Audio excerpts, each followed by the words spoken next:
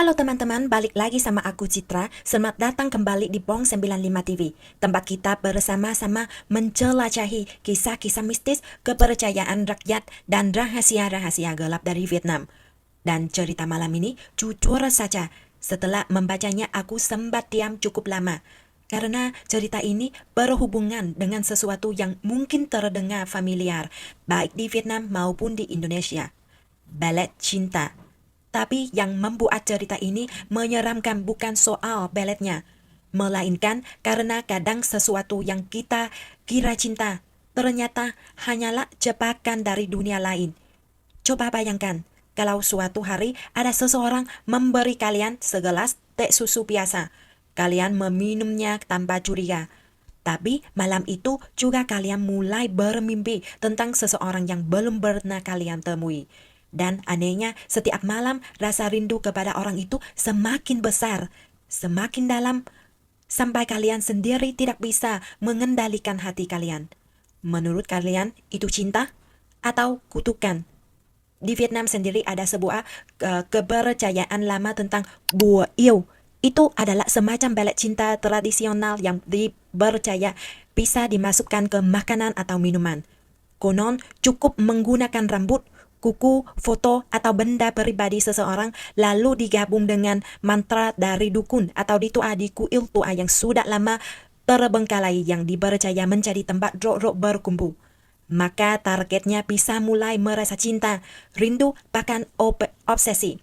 Tapi ada semacam pelet gaib khas Vietnam yang jauh lebih berbahaya. Bukan untuk mempertahankan cinta, melainkan untuk mengikat jiwa orang hidup dengan arwah orang mati.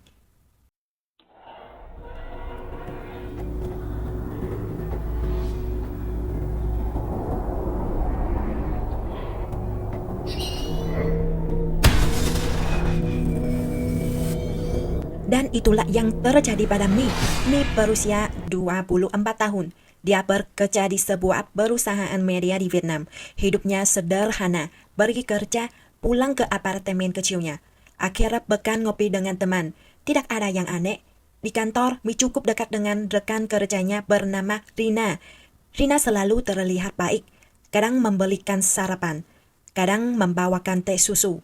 Suatu sore sepulang kerja, Rina datang membawa satu gelas. Kedai baru, katanya enak, coba dek. Mi tersenyum lalu langsung meminumnya. Dan semua mimpi buruk dimulai malam itu. Sekitar jam 2 pagi, Mi bermimpi berdiri di tengah jalan yang diguyur hujan deras. Di depannya ada seorang pria berbaju putih, berdiri membelakanginya. Mia tidak bisa melihat wajahnya. Tapi anehnya dia merasa sangat familiar. Pria itu perlahan menoleh. Wajahnya tampan namun pucat, matanya dalam, penuh kesedihan. Lalu pria itu memanggil pelan. Mi. Suara itu membuat jantung Mia bergetar. Saat Mi hendak mendekat, dia langsung terbangun. Kadang mimpi memang cuma mimpi. Tapi yang menakutkan adalah ketika perasaan dalam mimpi itu masih tertinggal saat kita bangun. Dan itulah yang terjadi pada Mi. Sepanjang hari dia terus memikirkan pria itu, padahal belum pernah bertemu. Malam kedua, pria itu muncul lagi. Kali ini berdiri lebih dekat. Tidak di tengah hujan, melainkan di bawah atap tua. Dia tersenyum. Senyum yang lembut tapi penuh kesedihan. Lalu bertanya, masih ingat aku? Mi ingin menjawab, tapi tak bisa. Saat bangun, Mi sadar wajahnya basah oleh air mata. Sejak itu hidupnya mulai berubah. Dia tidak bisa fokus bekerja. Tanpa sadar, dia terus menggambar wajah pria itu di buku catatannya. Setiap kali mendengar hujan, jantungnya berdetak keras. Rasa rindu yang aneh mulai tumbuh, seolah dia jatuh cinta pada seseorang yang bahkan tidak nyata. Rina mulai menyadarinya. Suatu hari, Rina bertanya, kamu baik-baik saja? Mi hanya tersenyum, tapi hatinya kacau. Lalu malam kelima, semuanya berubah menjadi lebih mengerikan. Kali ini pria itu tidak muncul di mimpi, melainkan di kamar Mi. Berdiri di tepat di samping tempat tidurnya. Dia mengusap rambut Mi, tangannya dingin, sedingin es. Mi ingin berteriak. Tapi tubuhnya tak bisa bergerak. Pria itu mendekat dan berbisik, "Aku sudah menunggumu sangat lama." Pagi harinya, Mi menemukan bekas merah panjang di lehernya, seperti bekas genggaman tangan. Saat itu, Mi mulai panik. Dia menceritakan semuanya kepada Rina. Tapi anehnya, Rina sama sekali tidak terlihat terkejut, dan itu membuat Mi curiga. Suatu malam setelah pulang kerja, Mi diam-diam mengikuti Rina. Rina tidak pulang, dia pergi ke pinggiran kota, menuju sebuah kuil tua di bawah pohon beringin besar. Teman-teman tahu, di Vietnam, pohon beringin tua dan kuil tua sering dikaitkan dengan dunia roh.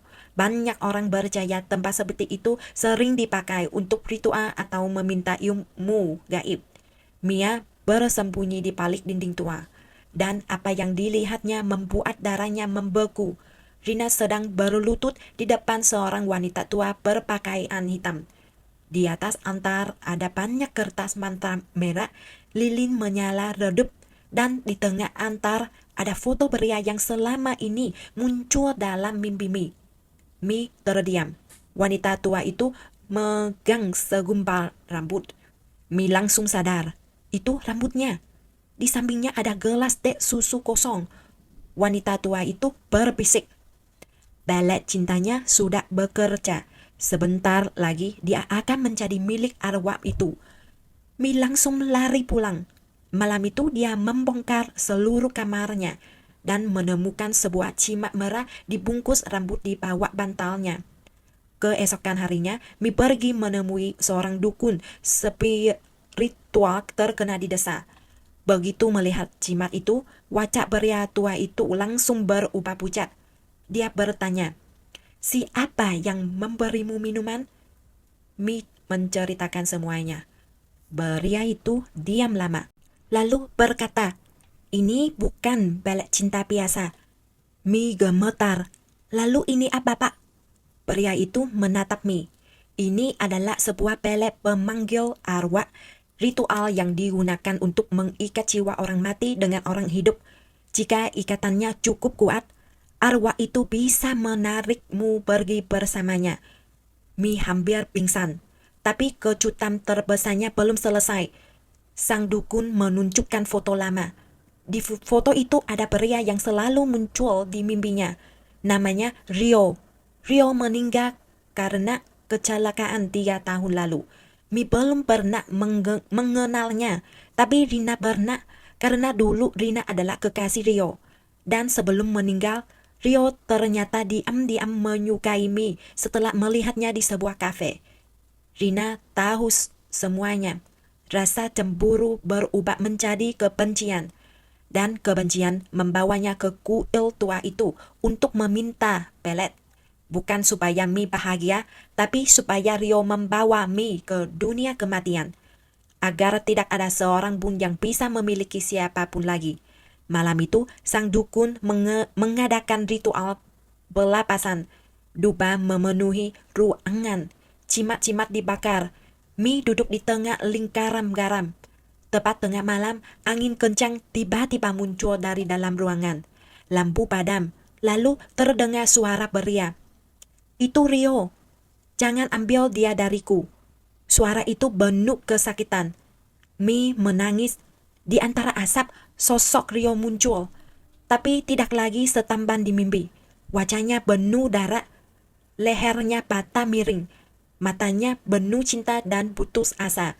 Sang dukun berteriak, "Yang mati tidak boleh membawa yang hidup." Rio menjerit, "Dia milikku." Lalu menerjang Mia. Jimat di tangan sang dukun menyala terang. Cahaya itu menghantam Rio. Ceritanya menggema, lalu menghilang. Semuanya kembali sunyi. Kutukannya telah putus. Setelah itu, Rina menghilang dari kantor. Tak ada yang tahu kemana dia pergi. Namun sebulan kemudian, Mi menerima paket tambah nama. Di dalamnya hanya ada 1 gelas teh susu kosong dan secari kertas dengan tulisan merah. "Tidak semua yang mati mau melepaskan." Sejak hari itu, Mi tidak pernah lagi menerima minuman dari orang lain tanpa tahu asalnya. Dan dia percaya, di Vietnam ada beberapa jenis pelet cinta yang bukan hanya mengikat hati, tetapi juga jiwa. Kalau kalian sendiri bagaimana? Kalau sahabat kalian memberi kalian minuman, dan malam itu kalian mulai jatuh cinta pada seseorang yang belum pernah kalian temui, apa kalian masih berani meminumnya? Tulis pendapat kalian di komentar ya. Jangan lupa like dan subscribe Bong 95 TV. Selamat malam dan hati-hati dengan apa yang kalian minum sebelum tidur. Sampai jumpa lagi.